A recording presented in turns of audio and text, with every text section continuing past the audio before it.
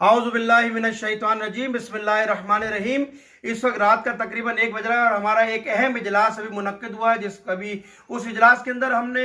बहुत सारी सूरत हाल का जायजा लेते हुए ये फैसला किया है कि हम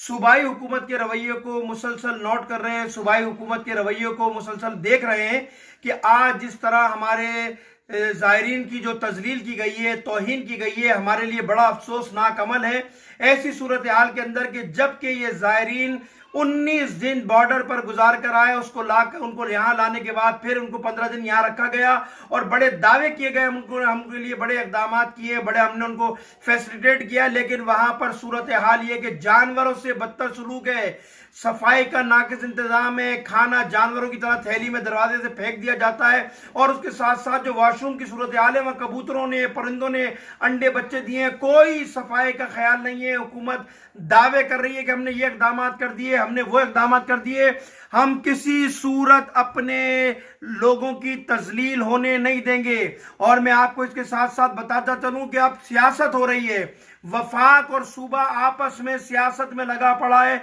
और सोशल मीडिया पर हमारे ज़ायरीन की तजलील की जा रही है। वफाक की पीटीआई के लोग जो है वो अपने सूबाई पेजों के ऊपर हमारे ज़ायरीन की तौहीन और तजलील कर रहे हैं, उनको दिखा रहे हैं। ये उनको ऑफिशियल पेज आप देख लीजिए जिसके ऊपर ज़ायरीन की तौहीन की जा रही है और एक दूसरे के साथ सियासी इंतकामी कार्रवाइयां की जा रही है। मैं कहता हूं कि वफाक ने जो मुजरिमाना गफलत की है इस वक्त बॉर्डर के ऊपर, हम समझते हैं कि ये हमारे साथ ज्यादती है, नाइंसाफी है, जो हमारे लिए काबिल कबूल नहीं है। हम अन करीब एक लाए अमल का ऐलान करने वाले हैं और दूसरी बात अब ये कर रहे हैं कि हम यहाँ से अब सखर के लिए रवाना होने जा रहे हैं आजकल के अंदर और इंशाअल्लाह ताला हम ज़ायरीन की खिदमत खुद करेंगे। अपने वॉलंटियर हमने तरतीब दे लिए हैं, उलमाए कराम से हमने राब्ते शुरू कर दिए हैं और जो चीज़ भी ज़रूरत होगी हम खुद अपने बलबूते पर जो है वो वहाँ पर जो है ना एहतमाम